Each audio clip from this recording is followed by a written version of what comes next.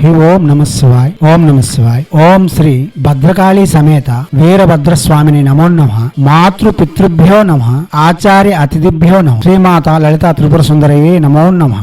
शिवशक्ति स्वरूप प्रिय भक्तगण भागलमुखर जन्मदिन उपलक्षे हिंदू सनातन धर्मर अस्तिवा विधि विधान जगह रत्नश्री आपण आगक आसी दिनटी आम सद्विनियोग करवा जो कौन लोक कोर्ट बद ना भू बद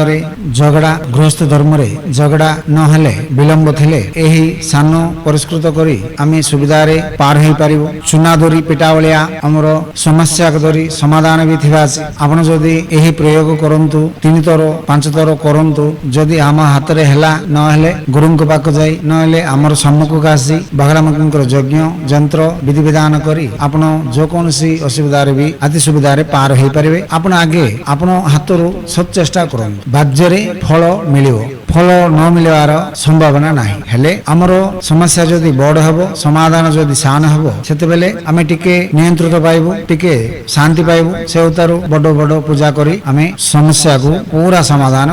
हेले एबे आमे जो कौन विलंब आइले भी मनटा विशृंखला होते से समय रे आमे ए भागलामुखीर सान उपाय गोटे करी आमे अति सुविधा रे पदा पड़ी पार आमर नक छणा ताको कमु चेनेगल बोले कहती गुलाबी चना बोले कहती से छणा आनिबे आगे कुलदेवता आराधना इष्ट देवता आराधना समर्पण करी से उतारू पीड़ा रे 5टा रंग कपड़ा पकई ताइरे मुटे मुटे एबे आमे कहिथिबा गुलाबी चना ना नक छणा पकई सबु वस्त्र रे थिबा चना को आमे एबे कहिथिबा मंत्र संगे 32 तर मंत्र संगे हल्दी पकई मंत्र कहबे एमते कहला उतारू से 5टा कपड़ा रे थिबा चना को बुझला बांधिबे बुझला बांधला उतारू पूर्व दक्षिण पश्चिम उत्तर दिशा को कांत थाउ कि द्वार बंद थाउ तार ऊपर बांधिबे आ बलका थिबाटा आमे भगवान सम्मुख रे भगवान रूम रे जदि ना पूजा गादी रे जदि ना हमर बीरवारे रखी कि हमर जो कौन से असुविधा रो अति सुविधा रे पार हो पार आपण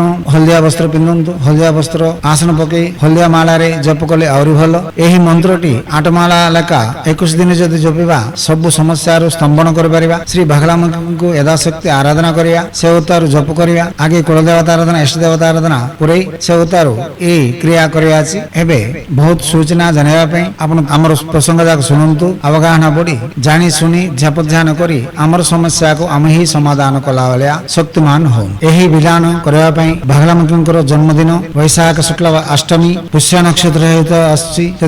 से दिन प्रारंभ करिया जदि ना शुक्रवार दिन मंगलवार दिन प्रारंभ कर परिबा कृष्ण पक्ष अष्टमी शुक्ल पक्ष अष्टमी जो कौन सी मास रे प्रारंभ कर परिबा से अष्टमी भी मंगलवार और शुक्रवार संग मिसिक आसिले आउरी भल पुष्य नक्षत्र सहित आसीथिबा मंगलवार भी ए विधान कर परिबा आमे आगे दिन ए विधान करिया 11 दिन ना 21 दिन ए मंत्र जपिले हमरो असुविधा अति शीघ्र पार हो परिबो एबे मंत्र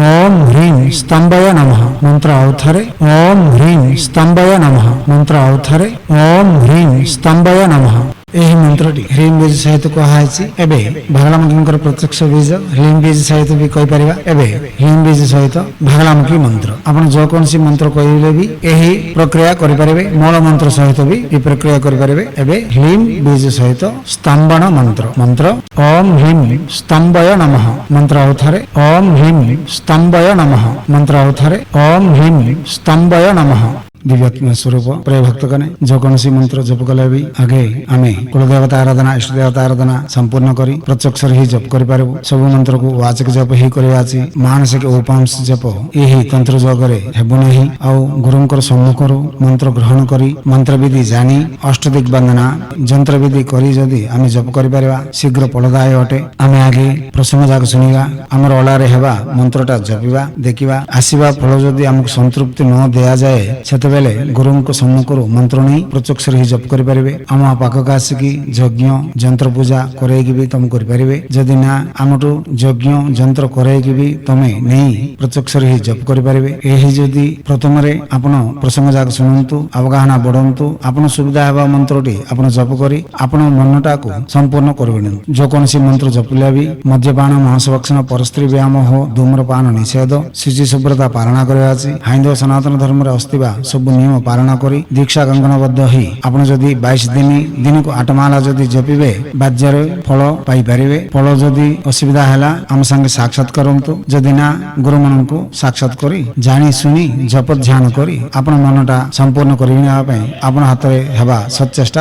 କରନ୍ତୁ। ହାଇନ୍ଦବ ସନାତନ ଧର୍ମ ଋଷିମାନେ ଆମକୁ ଯୋଗାଇଥିବା ବିଦ୍ୟା ବିନିଯୋଗ କରିବାଟାରେ ଭାରତୀୟ ସଂସ୍କୃତି ସମ୍ପ୍ରଦାୟ ରକ୍ଷା କରିବାଟାରେ ଆଗାମୀ ହେଇ ଆମର ସଂସ୍କୃତିରେ ଆସିଥିବା ପର୍ବପର୍ବାଣୀ ଆଚରଣ ବିଧିରେ ଥିବା ମର୍ମ ରହସ୍ୟଟି ଆମେ ଆଗେ ଗ୍ରହଣ କରି ତାର ସୁବିଧା ଆମେ ପାଇ ସେ ସୁନ୍ଦରମୟ ଆନନ୍ଦମୟ ଜୀବନକୁ ଆମେ ଦୁନିଆକୁ ପ୍ରଚାର କରିବାଟାରେ ଆଗାମୀ ହେବେ ବୋଲି ଆଶା କରି ସବୁବେଳେ ତମ ସେବାରେ ରତ୍ନଶ୍ରୀ ହିନ୍ଦୁ ସେବା ସମାଜ ଆଚାର୍ଯ୍ୟ ଭୀମ ସିଂହ ରାୟ କୁମାର और अपने के आनंद सागर महाराज।